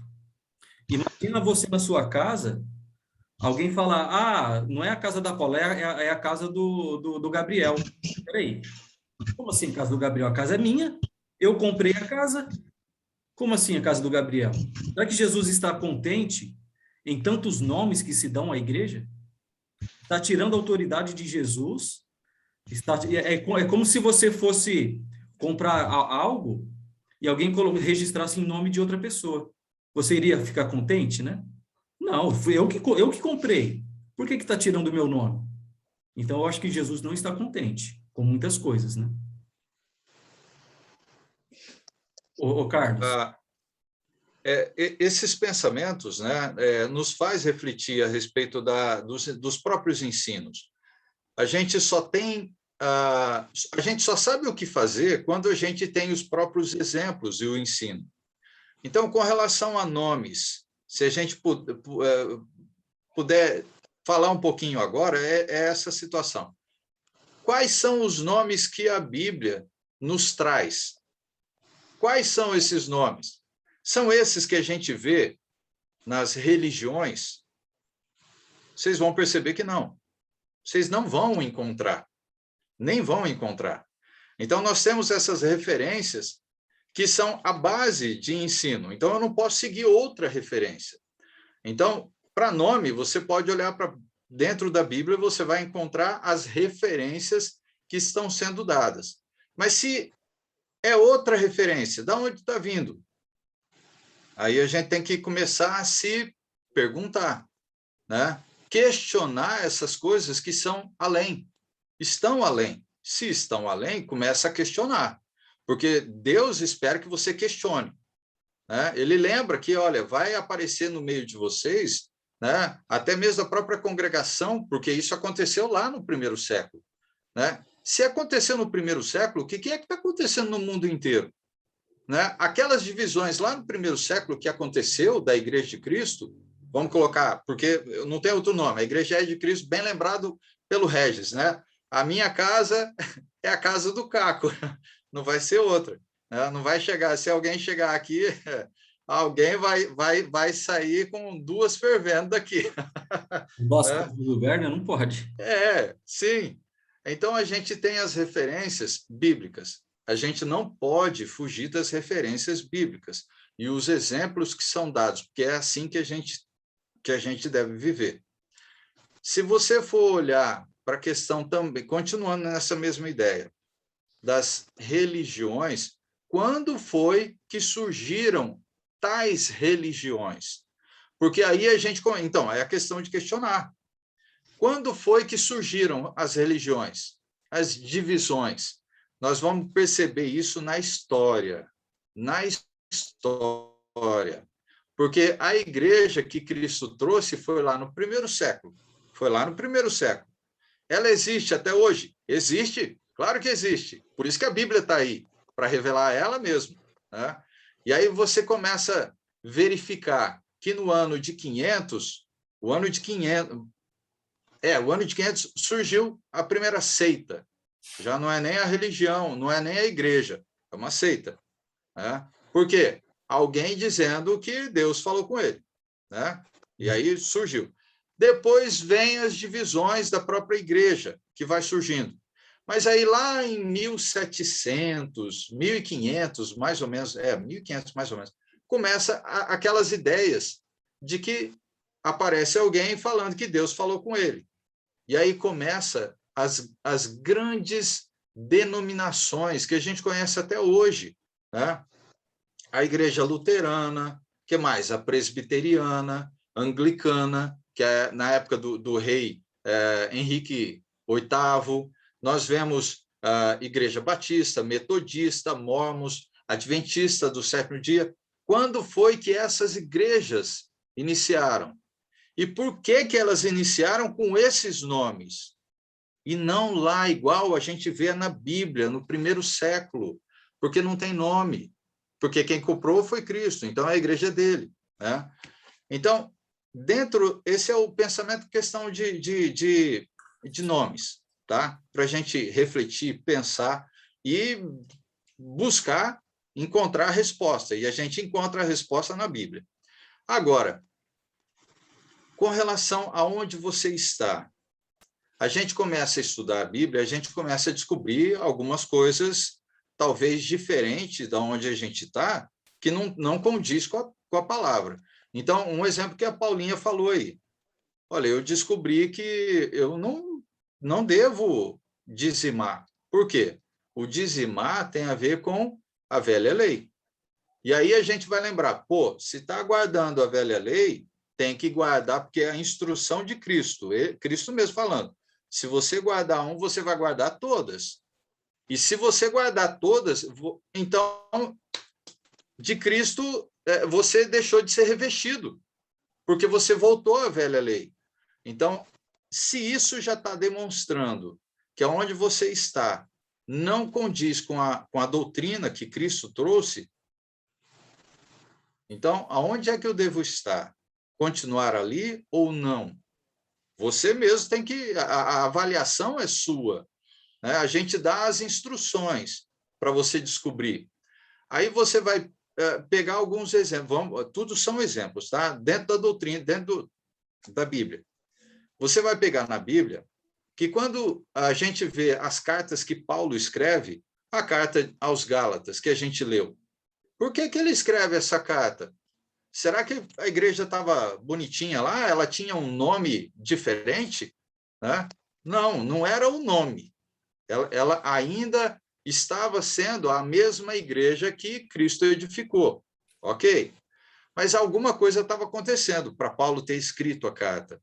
É porque ela começou a colocar coisas que era da velha aliança. Olha só, lembrando que a Paula falou. Opa, peraí, estão guardando coisas da velha aliança. O que é que Paulo falou para os Gálatas? Vocês precisam se corrigir. Ah, eu não quero me corrigir. Então, peraí, você deixou de ser revestido de Cristo.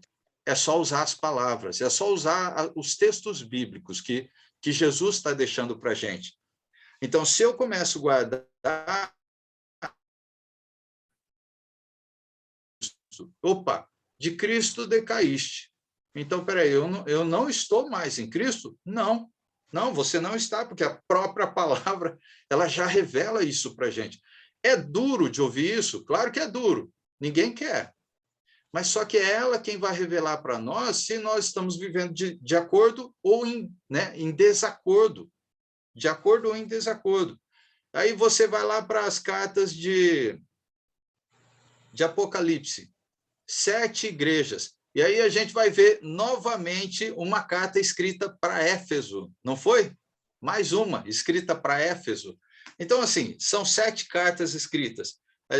Eu não tenho certeza muito bem, não me lembro, mas parece que 5 delas são cartas escritas pelo próprio Jesus, chamando a atenção dessas 5 congregações, que é a igreja dele, que começou a sair fora da doutrina. E ele chama a atenção, ele fala assim, se vocês não se voltarem para mim, quer dizer, voltar à instrução de Cristo total, porque a instrução é só dele, mas se vocês continuarem mantendo a instrução errada, aquela que vocês aceitaram no meio de vocês, pervertendo vocês, o que eu vou fazer com vocês? Vocês vão perder a salvação. Vocês vão ser desligados. E aí cai dentro da passagem, de Cristo decaístes. Vocês se desligaram de Cristo. E aí, é a igreja de Cristo? Porque fala de Cristo? Porque fala de Deus? Vai ter que manter a doutrina. Se não mantiver a doutrina, deixa de ser a de Cristo. Não sou eu quem está dizendo. É a própria palavra que revela. Mas a gente só descobre isso quando a gente estuda. Quando a gente estuda. Por isso que Deus fala, né, que Cristo fala, errai por não examinar as Escrituras. Por isso é que não temos como deixar a velha aliança, porque a velha aliança, ela vai nos trazer ao conceito para a nova aliança. Do mesma forma que nem ensinou, né, que o professor Regis ensinou, o contexto dentro de um texto. Para quem é que foi dirigido? A que tempo? Para quem foi? Então, isso daí foi se dirigido para a velha aliança, né, para aquelas pessoas, e que não nos cabe agora, né? E é a mesma coisa da gente pegar um livro hoje, vamos ver, vamos colocar a história da Branca de Neve. Como é que a gente vai pegar a história da Branca de Neve do meio para o final? A gente não vai compreender. Então, não tem como a gente excluir e não entender e nem ficar sem estudar o Velho Testamento. Eu acredito assim. Então, se a gente for ver bem, né, isso do dízimo cabe ao Antigo Testamento, até mesmo porque as terras eram de Deus, que foi abençoado e entregue a eles, e nós, no Novo Testamento, a gente não ganhou terra, né? Então, é mais ou menos assim, eu entendo. Só que agora eu pergunto, na Nova Aliança diz, dai a César o que é de César. O que isso quer dizer na Nova Aliança? A passagem lá dos evangelhos, né? vamos ler o contexto lá. Deixa eu lembrar a passagem aqui. Alguém lembra de cabeça aí? Alguém lembra de cabeça aí a passagem? Ah, de cabeça também não, mas Mateus, da César. É a ideia do coração, do temor. Dê a César o que é de César e dê a Deus o que é de Deus. O que Deus exige de cada um? Deus não está exigindo o nosso dinheiro, né? Você deve pagar impostos, né? Sim, tinha a ver com isso. Isso. Mateus 22, 21, parece. 22, 21. Lucas 20, 25 também fala. Mateus 22, 21.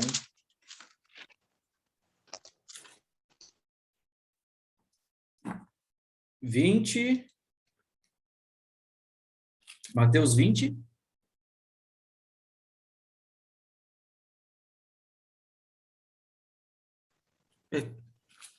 É 20 o quê, Carlos?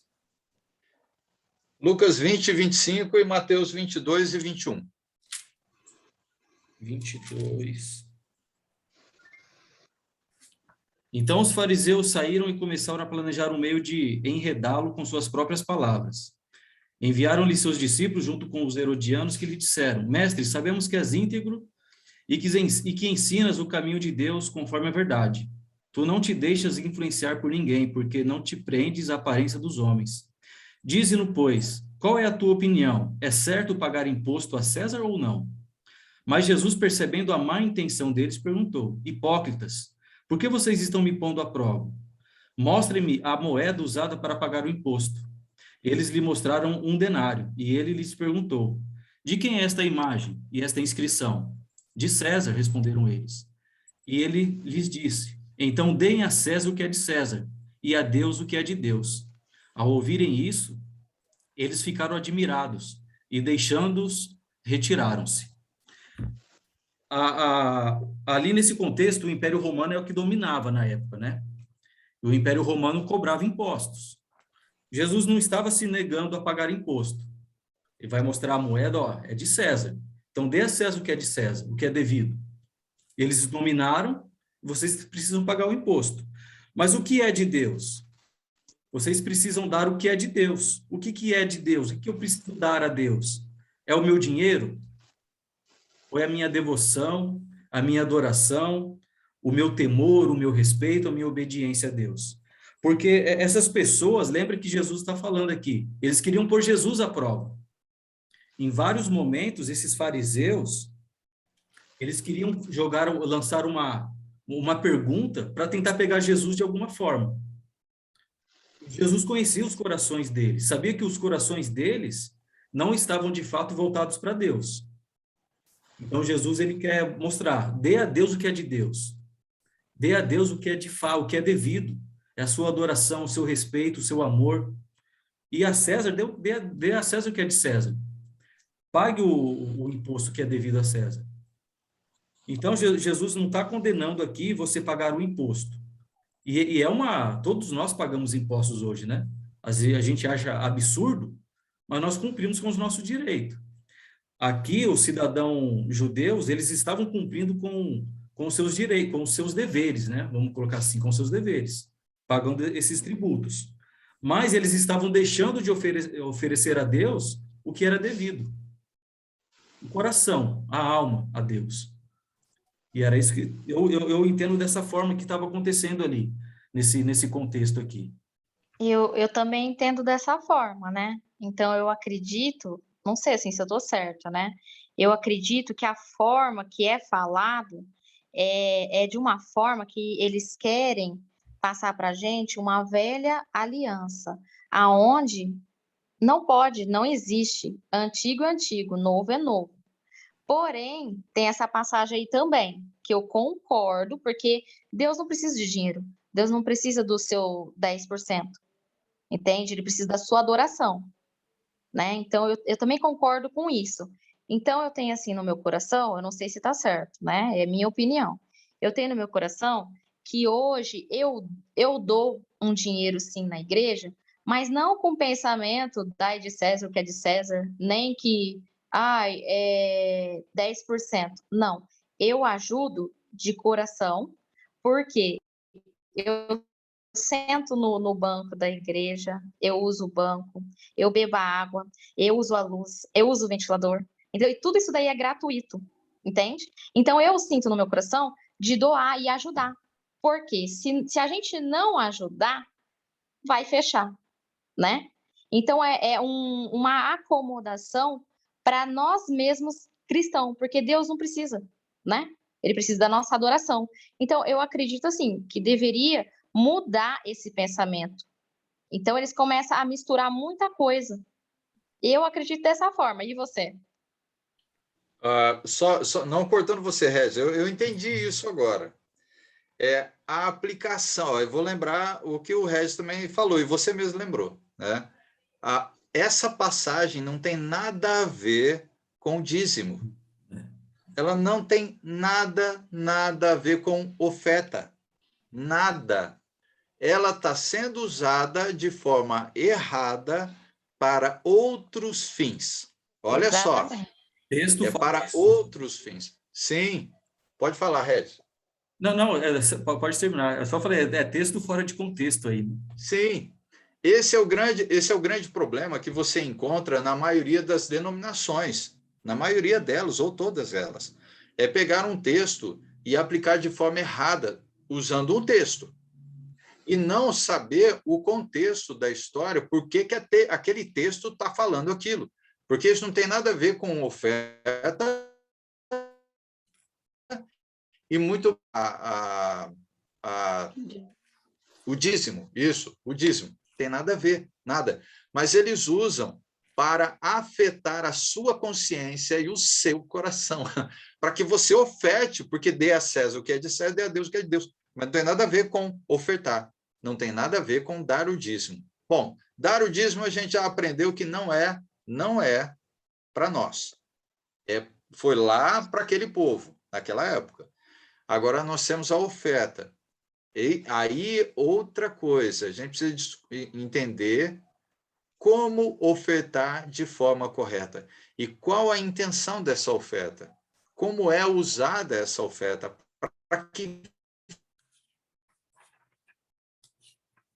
manter um local. Nada de errado, porque precisa de dinheiro.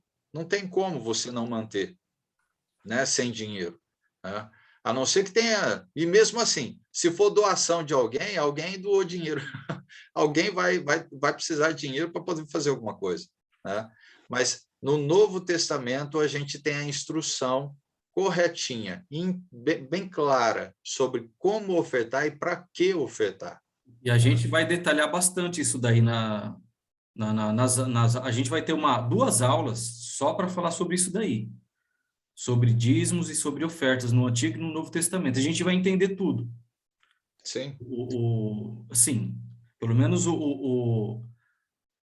a maior parte desse assunto a gente vai entender, porque tem muito assunto também, mas a gente vai compreender muito bem essa questão, a diferença que era, né? E como você falou, você pode dar 10, 20, 30, 40, o que for. Não tem um limite, né?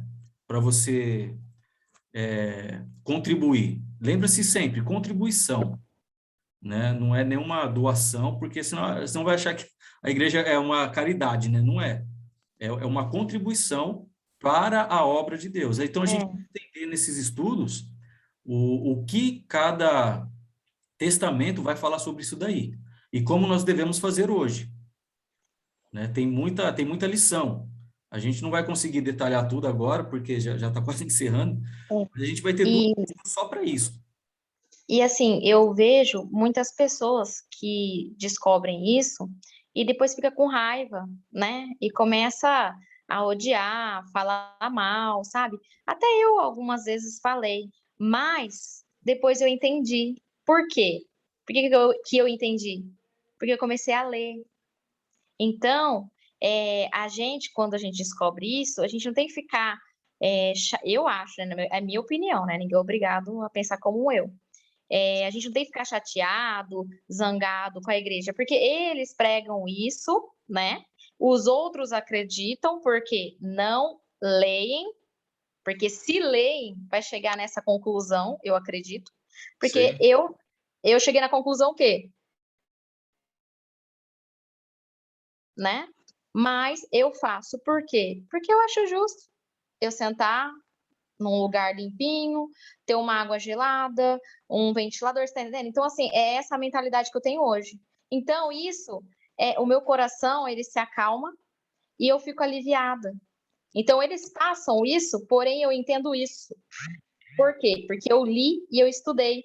Então, muitas pessoas precisam conhecer e ler. Não tem como ler só o Novo Testamento. Não tem como só conhecer o Novo Testamento, a nova aliança. Eu faço parte da graça. Não tem como eu só ler e aprender a graça. Eu preciso voltar ao Antigo Testamento, que é a antiga aliança, até mesmo por quê?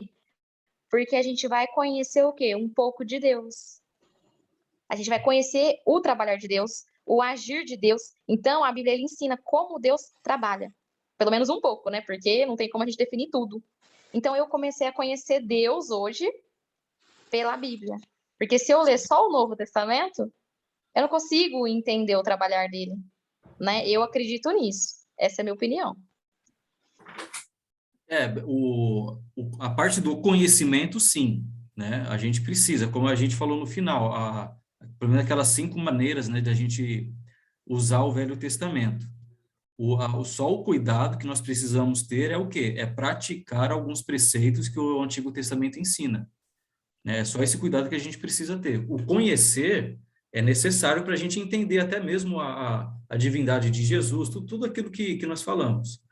Mas o praticar, a gente precisa tomar bastante cuidado para não misturar, para não fazer uma salada, né? E a gente nem saber o que está fazendo, né?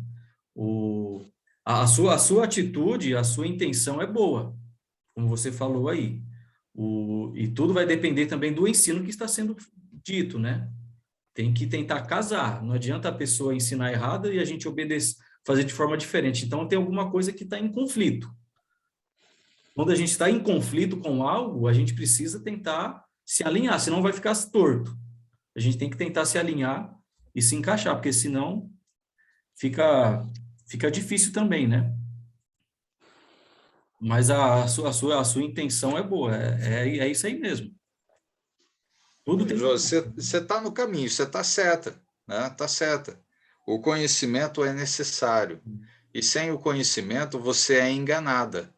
E muitos vivem baseado numa fé falsa. Porque a Bíblia ela deixa bem clara, existe uma só fé. Mas ela mostra que o mundo vai trazer outros tipos de fé. E a gente vai achar que está vivendo numa fé verdadeira, mas ela é falsa, porque ela não é baseada na escritura correta, não na verdade, né? E aí, então, eu continuo vivendo na escuridão, continuo vivendo na escuridão, sem conhecimento, fazendo aquilo que não é certo, não agrada a Deus. E a gente precisa ler, precisa estudar. E você está certo, é assim que você vai descobrir mesmo. Até mesmo para a gente não deixar ser seguido pela nossa própria consciência, né? Pela Sim. nossa boa intenção. Porque Paulo mesmo, ele fala que ele perseguia os cristãos com boa intenção, achando que estava agradando a Deus. Então, a gente tem que tomar cuidado de não fazer algo achando que está agradando a Deus, mas estamos fazendo de acordo com a minha consciência, com o meu desejo, e às vezes não está de acordo com a vontade de Deus, né? É um cuidado que a gente precisa ter também. Tem aquele ditado que fala, né, de boa intenção o inferno está cheio, né? Então, dentro da igreja, não vale só a boa intenção. O Romanos... Às vezes nós estamos sendo cúmplices de um erro outro, né? Sim, bem lembrado. A Maria Amélia lembrou uma boa passagem. Né? Não ser cúmplice, porque esse é um dos grandes problemas nossos, é a gente ficar alheio à situação, não tomar decisão. A gente fica alheio, se torna cúmplice do erro das pessoas e continua vivendo ali. continua vivendo ali. Não, eu não faço aquilo, mas continuo vivendo ali, né? E aí a gente até é verdade, Deus sabe, mas aí você está ali, aí você não quer contrariar o pastor, quer contrariar, né, a hierarquia, então a gente acaba, como se diz, pecando junto, indo na cumplicidade e... Sim, verdade. É um cuidado. Boas intenções, né? Romanos capítulo 12 vai falar sobre oferecer a Deus um sacrifício vivo, santo e agradável a Deus, que é o culto racional de vocês. Nós não podemos oferecer a Deus um culto emocional, porque o emocional vai levar a gente a fazer coisas que a gente não deve fazer. Culto racional, na razão, e não na emoção. E é interessante essa questão que você falou, para não contrariar o pastor, né? Nós precisamos nos preocupar em não contrariar a palavra de Jesus. O pastor não tem problema se a gente contrariar ele, porque não é ele que vai me salvar, é Jesus que salva. Então, a gente precisa agradar a Deus e não contrariar ele, né? Se eu vou contrariar o pastor porque ele está ensinando errado, pastor, então fica com você e o seu ensino. Eu quero seguir Jesus. A gente precisa pensar nisso daí também, para a gente não deixar a nossa emoção falar mais alto do que a razão. E a razão é só Jesus.